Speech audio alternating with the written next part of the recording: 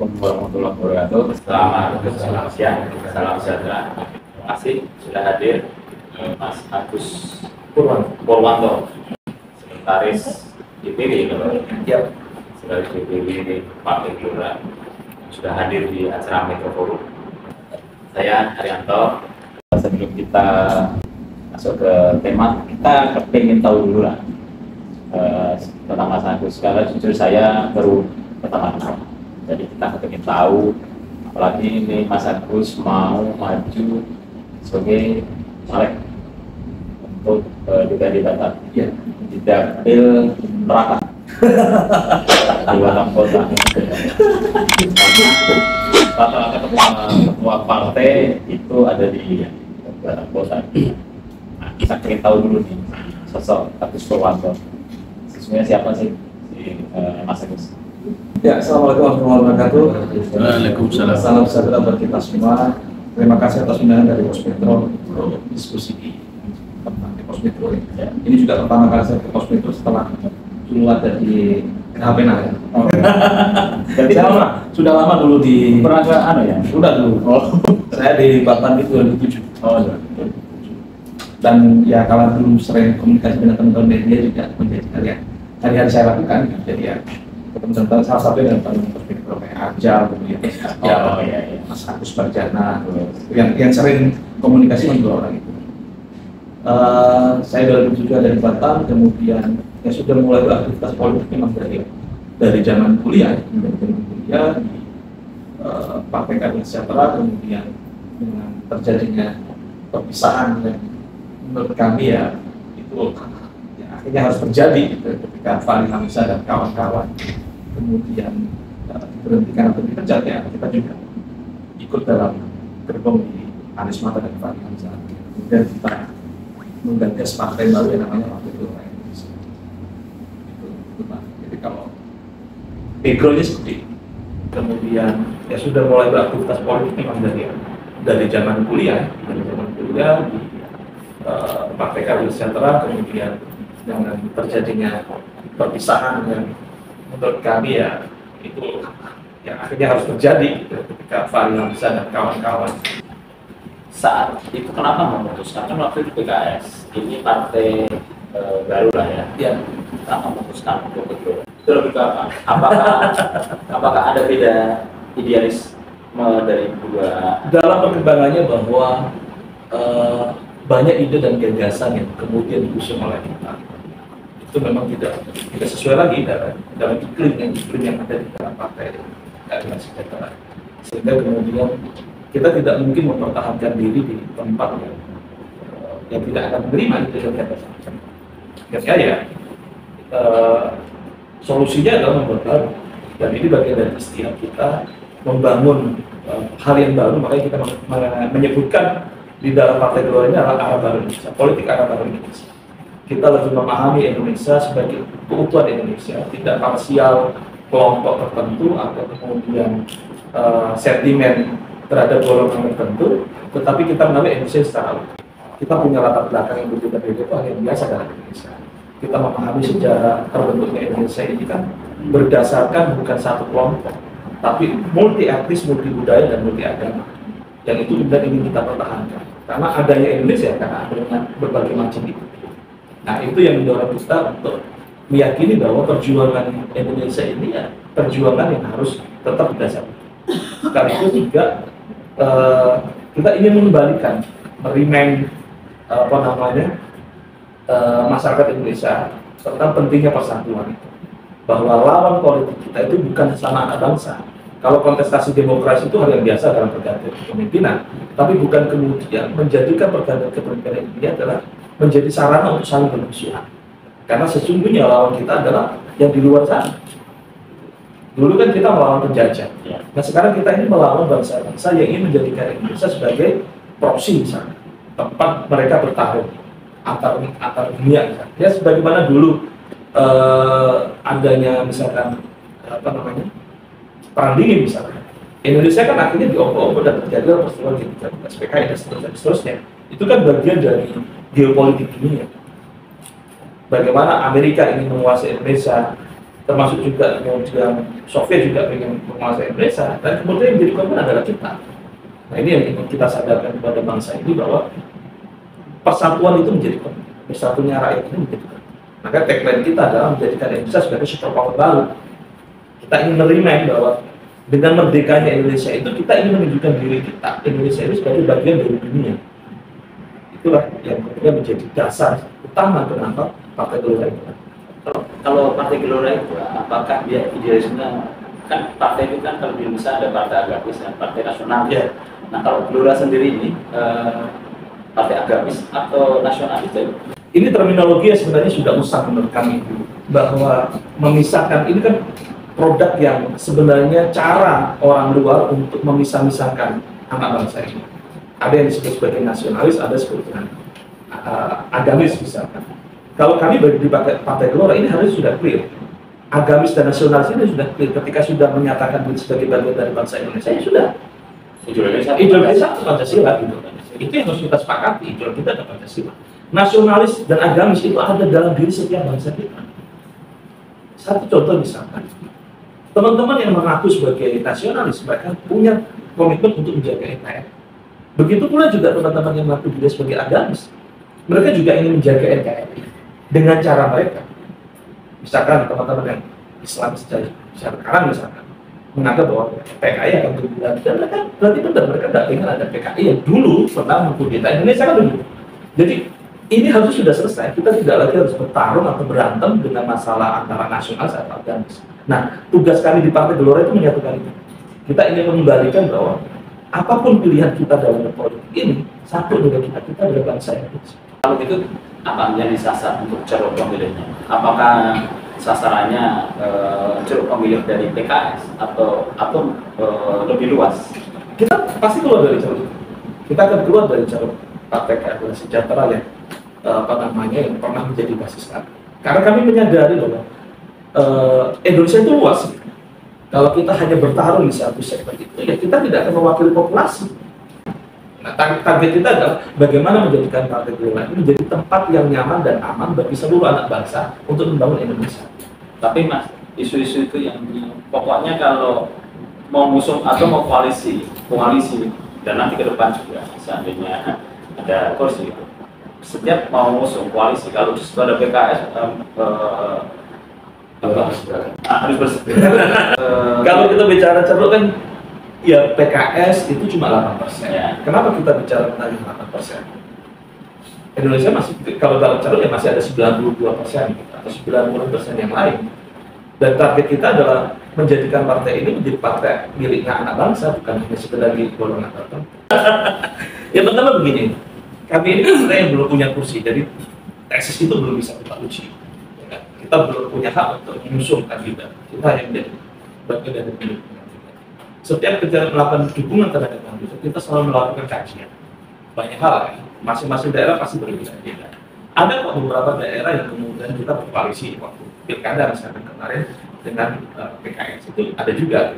Tapi kalau kemudian di data misalkan atau di kabinet pada umum kita nggak bisa satu koalisi kemarin ya. Kita kayak misalkan di Pilgub kami dengan PDIP misalnya. Ya, karena banyak hal yang kemudian kita analisa dan sebagainya, yang termasuk persahabatan dan sebagainya yang lebih kental, ya di situ kita pernah bersahabat lama dan sebagainya, menganggap bahwa ya ini lebih tulus dalam sisi politiknya dan sebagainya. Karena PDIP jauh lebih tulus kita itu. Maka kita berkoalisi di pilkada kemarin.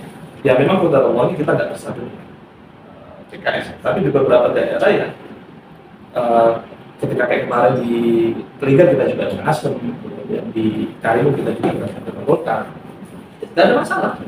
Jadi kita ini siap untuk berkoalisi dengan siapa saja. Tidak ada batasan Partai Gelora akan berseberangan terus dengan partai tertentu itu tidak. Ya kalau berseberangan kemudian karena perbedaan ide dan karakter bisa jadi gitu. Jadi itu nggak bisa kita salahkan juga. Terus ini kenapa Mas Agus tertarik terjun menjadi caleg? Setiap yang gini, ketika kita sudah masuk dalam politik, kita harus mengakui bahwa ketika kita masuk dalam politik, kita volunteer.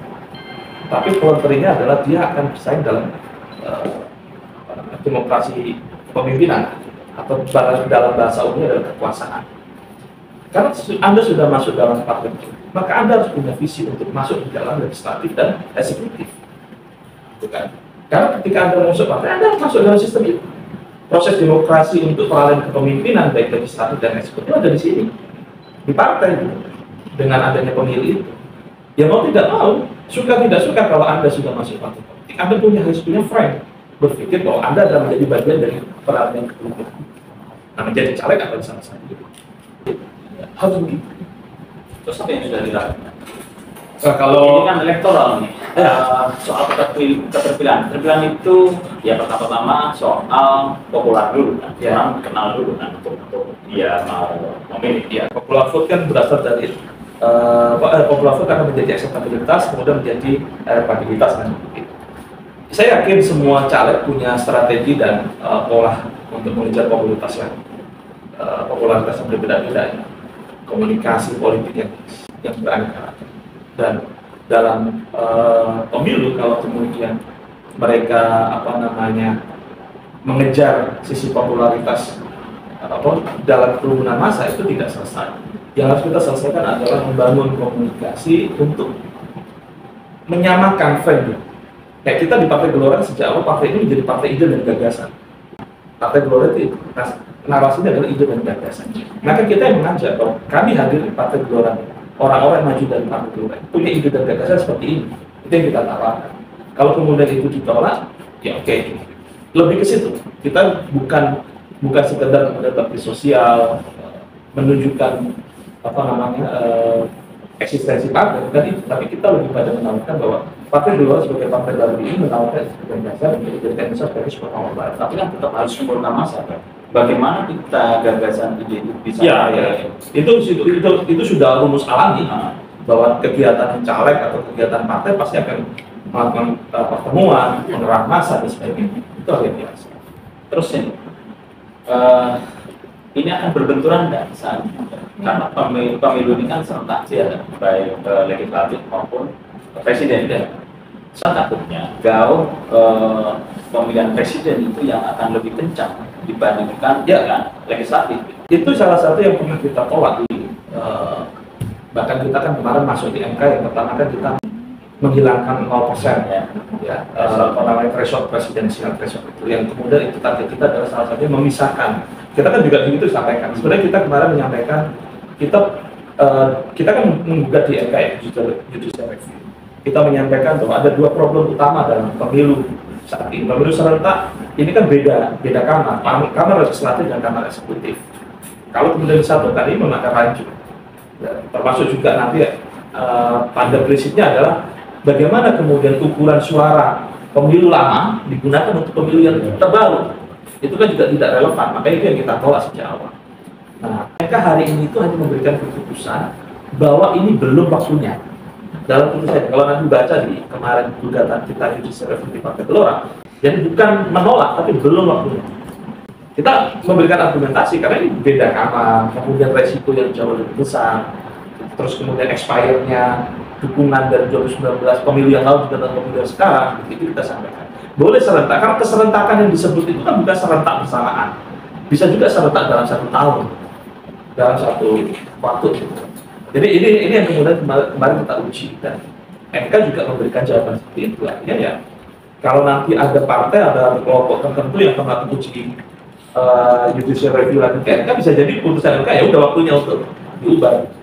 Nah, resiko itu sudah kita baca bahwa Pilpres akan jauh lebih menarik, karena Pilpres itu orang maksudnya dia tidak terkait langsung dengan partai. Kalau Pileg itu langsung partainya, meskipun ada orangnya gitu. Jadi orang akan lebih interest, lebih memilih adalah personal orang, apalagi presiden gitu. Kalau anggota legislatif kan part of DPR-nya atau DPR RI ini. Orang-orang yang ada menjadi bagian 1-2 untuk misalkan 580 orang DPR RI misalkan, atau 50 DPRD Kota Batam misalkan. Tapi kalau Pilpres kan dia kepemimpinan negara nih, 270 juta rakyat Indonesia lebih akan dipimpin oleh sosok ini. Maka interest personal rakyat atau pemilih atau konstituen jauh lebih besar memang ke presiden. Itu hal yang tidak bisa dinafikan. Makanya hiruk pikuk koalisi kemarin itu kan pada prinsipnya adalah itu, partai kemudian nebeng bagaimana dia bisa menang dengan mengusung capres tertentu. Ya kan ada tiba-tiba 2022 yang lalu, 1 tahun yang lalu sudah menentukan capresnya tuh. Urgensinya apa? Oh, pertarungan masih 1 tahun, capres sudah ditentukan. Kan artinya partai itu berpikir bahwa seseorang ini bisa membantu elektabilitasnya. Ceruk massa yang dianggap bahwa ini mewakili kelompok tertentu yang ada di capres ini, ya kan? Maka asik bisa ditarik menjadi bagian dari elektabilitas partai ini kalau kita usung capres tertentu. Terus nanti lebih kepada, kan ini saya nyalon nih, ya Mas nyalon. Terus lebih nanti ke Mas Agusnya atau nanti akan lebih itu 2 hal yang beda. Itu 2 hal yang beda. Secara personal, caleg harus menjual dirinya atau kemudian mempromot dirinya kepada konstituen, itu harus. Nggak bisa bahwa dia hanya menjual presiden sebelum dia terpilih, tidak. Orang juga pengen tahu kapasitas atau kualitas caleg itu layak nggak untuk menjadi orang yang mewakili mereka parlemen. Tapi jujur saja, saya selalu bertanya dalam diri sendiri, mana yang akan dia dahulukan gitu kan? Apakah dia akan lebih membranding presidennya atau dirinya sendiri gitu? Atau dia lebih membranding dirinya sendiri, mengesampingkan presidennya? Itu strategi yang akan dilakukan oleh caleg atau oleh partai. Itu pasti berbeda-beda ya. Artinya tergantung dari confidence mereka. Mereka lebih confident untuk menjual partai atau lebih confident untuk menjual personal. Presiden beda. Itu lebih dekat ke arah sana. Dan setiap partai atau setiap personal pasti akan punya preferensi politik yang berbeda. Ada kok teman-teman misalkan dari partai pendukungnya Pak Anies Baswedan, tapi ternyata dia nggak berani pasang balihonya Pak Anies Baswedan. Pendampingan gitu ya? Iya, karena dia tahu bahwa ceruk politik saya tidak di kanan gitu loh, tidak Islamis. Maka dia ragu juga kalau saya memasukkan Pak Anies Baswedan di dalam alur saya pemilih saya. Makanya di sejak awal sebenarnya juga begitu. Kenapa kita memutuskan Prabowo Subianto sebagai capres? Ya ini di tengah-tengah ini, gitu. Tidak ke kanan dan tidak ke kiri. Orang ini menjadi orang tengah-tengah. Dia siap menerima siapapun baik dari kanan maupun dari kiri. Makanya caleg-caleg pada pede lah. Saya yakin orang yang caleg yang bertarung di 2024 ini yang memberikan dukungan pada Pak Prabowo akan jauh lebih confident. Karena Prabowo ini menjadi simbol persatuan. Apalagi nomornya tidak di tengah-tengah gitu. Nah, justru ini kalau dari ekor jas, apakah bisa nggak dapat Gelora? Karena 2 identik ya Gerindra. Terus apa yang didapat gitu? Saya yakin semua partai yang ada di koalisi akan menambahkan kotel efek. Berapa persen pun kita belum pernah bisa membaca itu kecuali nanti sudah selesai. Tergantung bagaimana cara personal caleg atau kemudian partai yang mengemas kotel efek itu kan kembali kepada kemampuan mereka, kemampuan partai dan kemampuan caleg.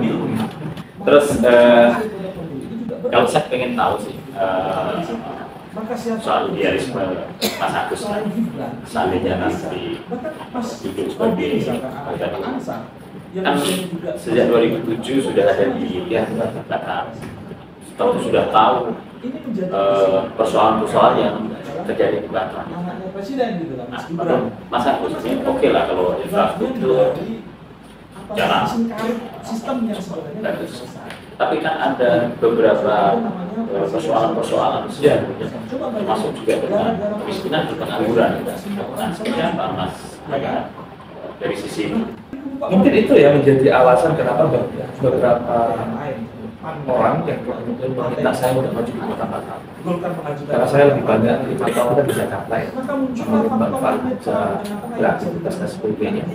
Tiba-tiba ada orang yang kemudian datang dan ke partai, bukan ke saya, ke partai yang kemudian menyampaikan bahwa saya minta mandat.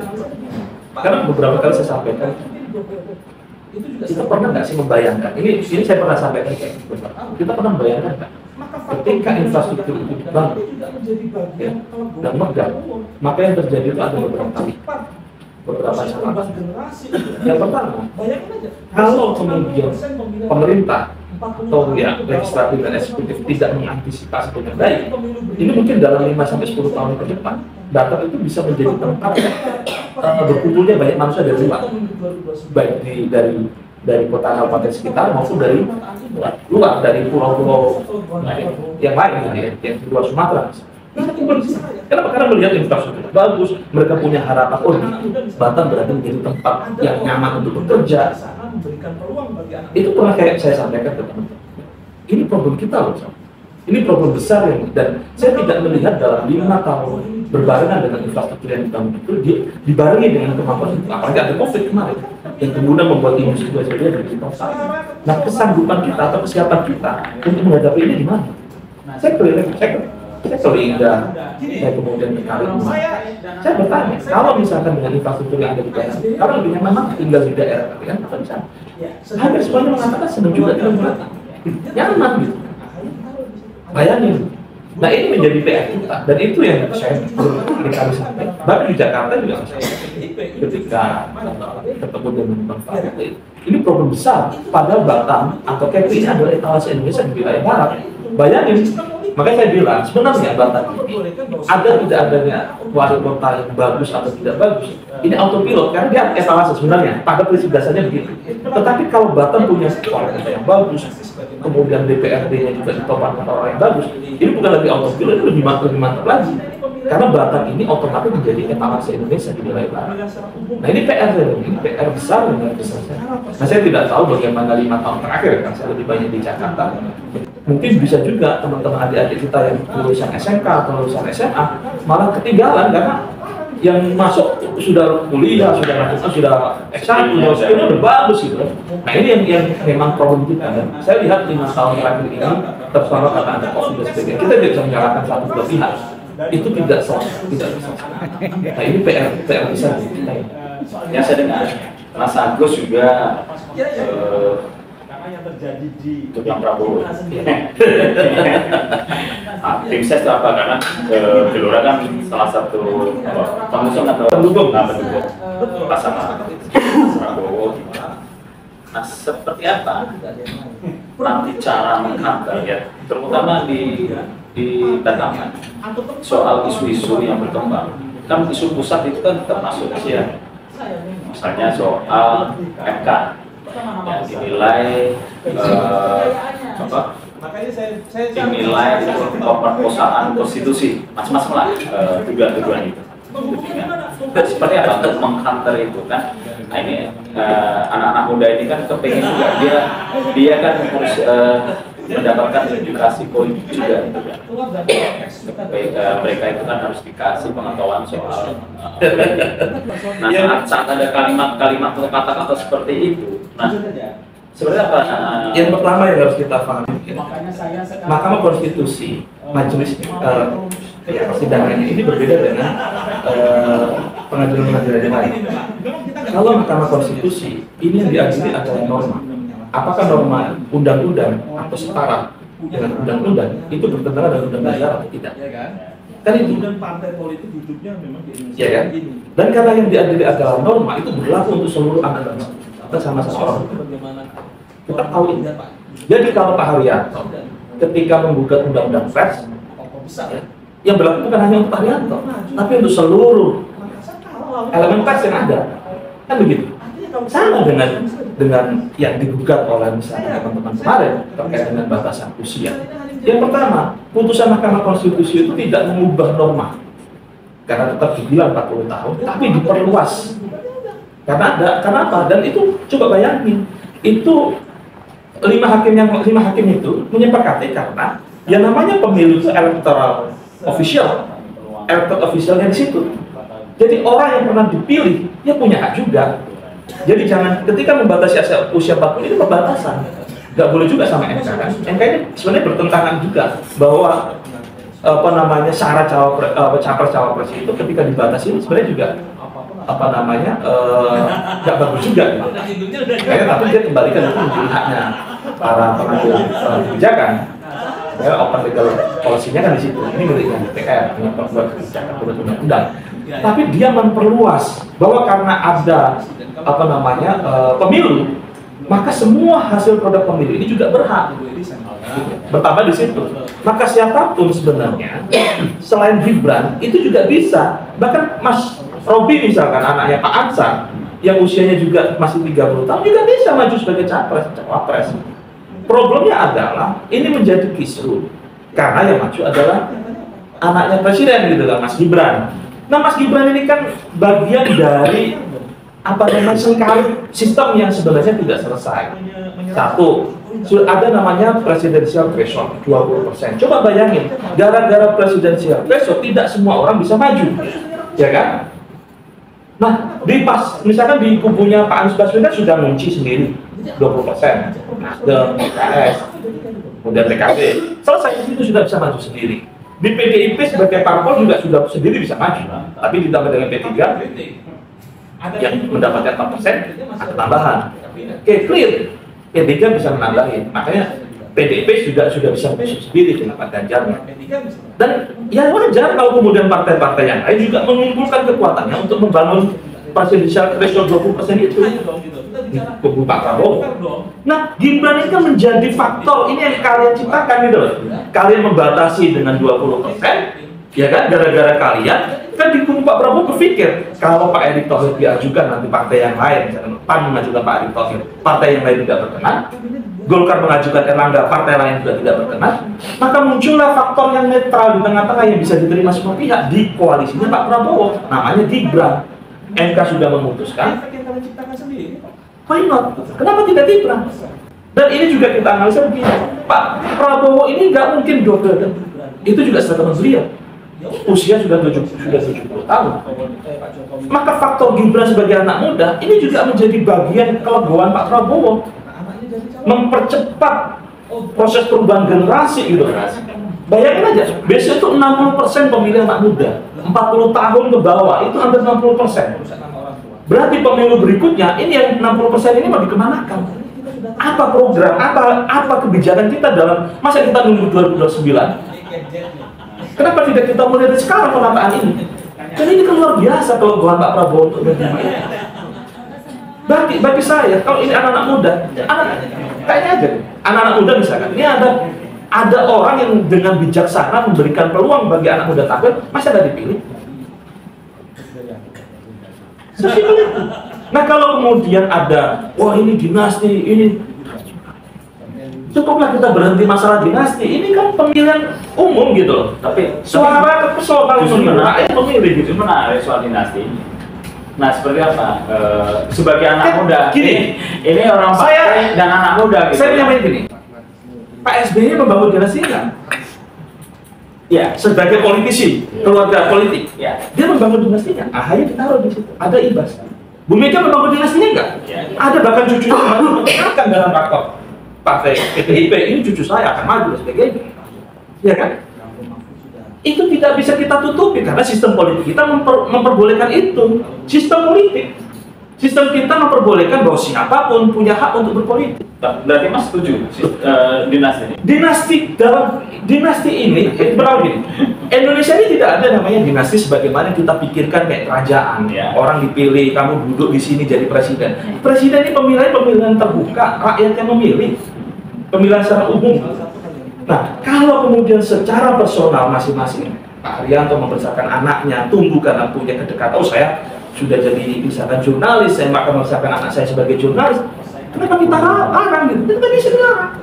Kita juga gak ada masalah. Ya. Apa karena Mas mendukung? Itu logika sederhana dalam kita berdemokrasi, Bos.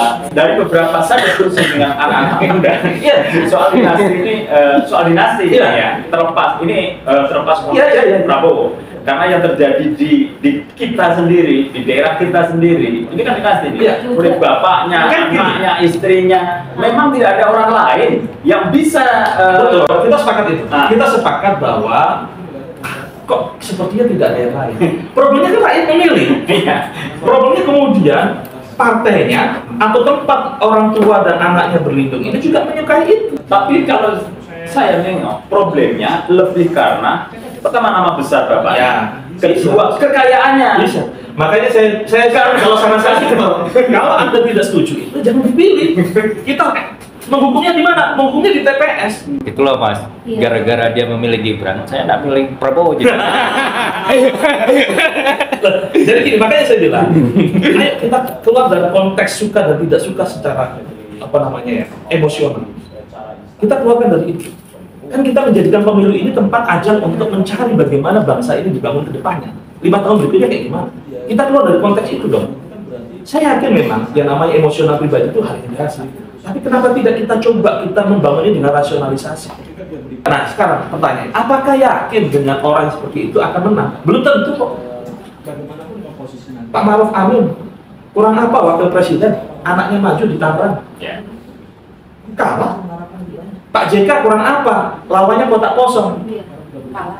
Keponakannya kalau nggak salah ya, yang ada di Makassar, lawannya kotak kosong. Jadi orang lebih memilih kotak kosong di vonisnya di TPS gitu loh. Dia gagal, Pak JK pemilih istilahnya kalau kita di Sulsel itu bagaimana orang lihat Pak Yusuf Kala mantan wakil presiden, kemudian juga Pak Usaha dan tokoh besar. Ketika keluarganya maju di Makassar kalah, lawannya kotak kosong lagi. Artinya kalau kita memvonisnya di TPS. Saya tahu kegelisahan ini hanya menjadi kegelisahan kalau kita tidak beraksi nanti di TPS. Ya kalau Anda tidak suka dengan Gibran ya udah vonis di TPS. Adu gagasannya di sana kan. Kalau Mas Agus sendiri melihat sebesar apa nih peluang bakal calonnya dari Gelora untuk bisa jadi presiden? Semua survei sudah menyebutkan kan, bagaimanapun kita harus menghargai semua survei sebagai elemen data ya, ilmiah dan data ini sudah menyebutkan bahwa Prabowo berada di nomor 1. Kita syukurin itu, tapi bukan kemudian kita menjadikan lengah.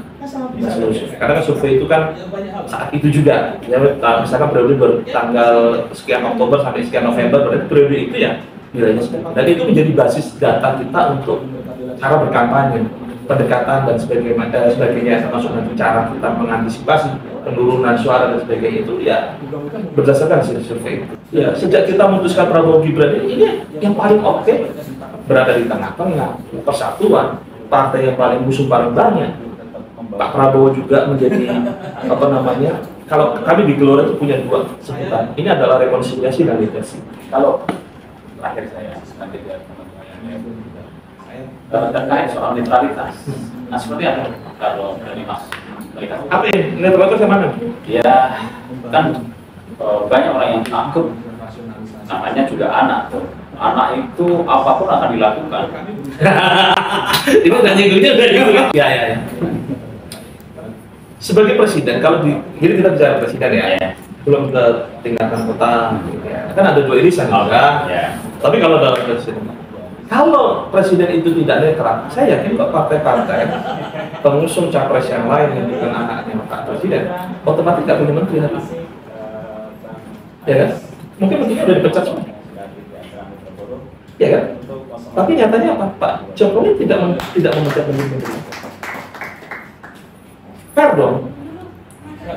Terus kalau yang kubu sananya menyerang misalkan Pak Jokowi nggak netral, anaknya dijadikan ini membangun dinasti, ya udah cabut aja kalian menteri-menteri kalian dari kabinet. Kan kalian sudah nyerang presiden. Kenapa kalian tidak cabut menterinya dari kabinet? Toh kalian masih bertahan. Jadi apa kita perbincangan kita perbincangan apa jadinya gitu? Kan nggak fair kan? Masih di dalam tapi mengkritik. Ada pengen perubahan tapi menteri-menterinya masih ada di dalam kabinet. Nasdem misalnya sama PKB, menterinya masih ada di dalam kabinet. PDIP sama P3 misalnya, menterinya juga ada di dalam kabinet. Mereka bagian dari kekuasaan. Terus kalian menyerang presiden karena presiden tidak netral dan sebagainya. Kapan dong? Ayo dong gitu. Kita bicara yang fair dong. Kalian masih di situ, kecuali kalian keluar, ya berani keluar, kemudian nyerang. Oke, kita hadapin. Presiden juga tidak melakukan pemecatan terhadap orang-orang itu. Semuanya kita berjalan dengan baik. Anak muda. Ini gadget nih. Dari ulang tadi, mungkin tidak Prabowo jadi. Tapi ada juga yang penting Mas Presiden, kita mungkin sampai minim sekali namanya. Jadi itu masalahnya Mas. Nah, ada pemilih presiden dengan menang caleg mungkin beda. Itu penting. Di presiden kita mungkin di mana minim sekali mendengar yang namanya pragmatisme pemilih. Tetapi caleg Mas, itu penting sekali. Di mana menyikapi itu sampai sebagai caleg di kota. Pertama yang ingin saya sampaikan adalah bahwa siapa yang akan duduk di legislatif itu sudah takdir. Di Lauhul Mahfuz sudah ada nama-nama itu, ya kan? Dan kalau kemudian ada caleg yang menggunakan cara kampanye yang lurus-lurus saja atau yang belok-belok dan sebagainya, itu cara mereka masing-masing. Tapi kita yakin bahwa dalam hal ini, gitu ya, dalam saat ini Partai Gelora menyusun calegnya, ini kan kita nyusunnya tidak serta-merta kita kemudian mencari dan langsung ini. Enggak, maksud dia juga itu. Ini kan persaingan di Batam Kota itu kan sangat berat. Karena incumbent di situ, terus ketua partai. Nah, apa tanggapan Mas? Tidak ada dapil itu dapil surga, semua dapil neraka. Ya, oke. Karena tapi ini paling neraka nih. Karena hitungan suara itu kan jelas ya. Hitungan suara itu jelas. Satu BPP itu hampir sama. Semua dapil itu hampir sama. Satu BPP itu hampir sama. Karena jujur aja, sekarang ini kami kan orang pers itu selalu mendorong pemilu atau pilkada atau apapun itu kan yang berkualitas. Bagaimana mencerdaskan masyarakat, pilih orang itu dari ide gagasan. Tapi persoalannya kemudian kecewaan itu, masyarakat sudah merasa setiap 5 tahun selalu dibohongi dengan janji-janji. Maka udah selesai lah, mendingan transaksional, wani biro, dia akan melakukan itu gitu. Ya, itu efek sebenarnya, efek kecewaan, akumulasi dari penderitaan yang biasa rakyat kalau dia berjuang sendiri setelah pemilu selesai dan sebagainya, itu efek. Makanya menghadirkan orang-orang yang berkualitas di DPRD maupun DPR itu menjadi hal yang wajib. Karena itu biar rakyat menilai. Kan misalkan kayak langkah, ya banyak hal lah. Ternyata partai ini ya pasti nanti lah. Saya lihat akan ada hukuman kok di 2020. Partai-partai yang menurut mereka selama ini sudah mereka bela dan sebagainya ternyata tidak membela nasib. Makanya itu juga salah satu yang menjadi peluang bagi kami Partai Gelora bahwa situasi ini juga moga-moga menguntungkan kami dan memberikan kesempatan kami untuk yang memperjuangkan nasib mereka di parlemen. Oke, mudah-mudahan Sania dulu tetap membawa idealisme itu. Alhamdulillah Bang, saya ya dari zaman dulu di kampus ya, aktivis aktivis gerakan mahasiswa lah ya. Kemudian juga saya banyak belajar dari Bang Fahri Hamzah ketika menemani beliau selama di parlemen. Tahu bagaimana beliau membangun kepercayaan publik, kemudian rasionalisasi dan sebagainya. Maka ya kami berusaha untuk tidak pernah berubah dalam sisi pembelaan kita pada rakyat. Karena ya membangun Partai Gelora ini untuk rakyat. Semangat. Sangat setuju. Anak muda yang masih punya idealis yang harus duduk di Amin, doakan. Oke, ada yang mau tanya lagi? Kalau tidak ada, kita tutup. Terima kasih Bang Agus, Mas Agus Purwanto yang sudah hadir di acara Metro. Kita tutup. Wassalamualaikum warahmatullahi wabarakatuh. Waalaikumsalam.